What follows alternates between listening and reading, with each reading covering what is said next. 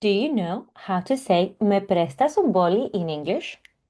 Now, there are two verbs that are very, very often confused, and that is to borrow and to lend.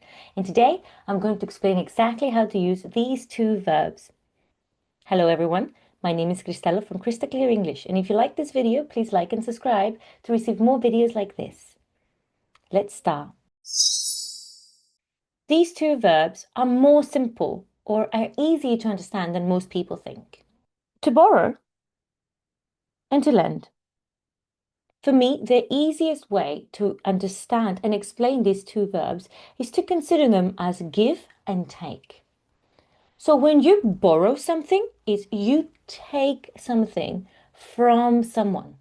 And in the same way that you take something from someone, the verb is to borrow from someone or something. For example, they borrowed money from the bank. Or I borrowed a book from the library. In these two examples, you borrow from an entity, from an institution, the bank or the library, but you can obviously borrow from a person. For example, now in all of these examples, I've used from to indicate the person that you take from. So you borrow from. So you borrowed money from the bank, you borrow a book from the library, and he borrowed a car from his brother. But it's not really obligatory to explain where you borrow something from, but very often we do. For example, you can simply say he borrowed money, or he borrowed a car, or I borrowed a book. And you don't need to explain from where. Now remember, the borrow is take, receive from someone or something.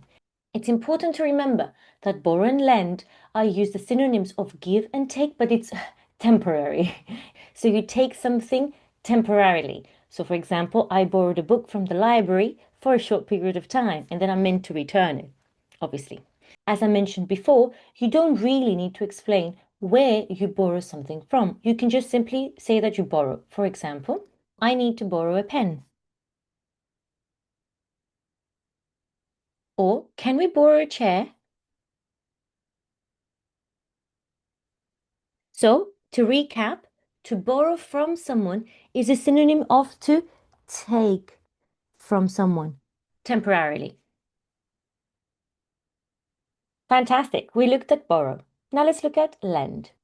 So, lend, you give something to someone temporarily. So, in the same way as you give something to someone, lend, it goes with the preposition to when you want to explain the person you're lending something to. Let me give you some examples. The bank lent the money to the couple to buy a house. I have put here the bank lent the money to the couple, but you can also simply say the bank lent them the money. Another example, could you please lend me a pen?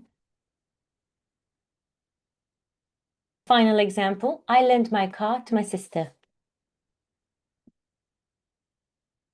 Whereas in borrow, you don't really need to explain the person you're borrowing from.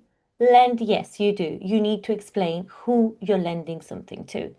Now, this can be with or without to. For example, as we said before, I lent a car to my sister, or I lent my sister a car. It's the same thing. If you want to use to so that it's clear in your head that it is lend and not borrow, fantastic.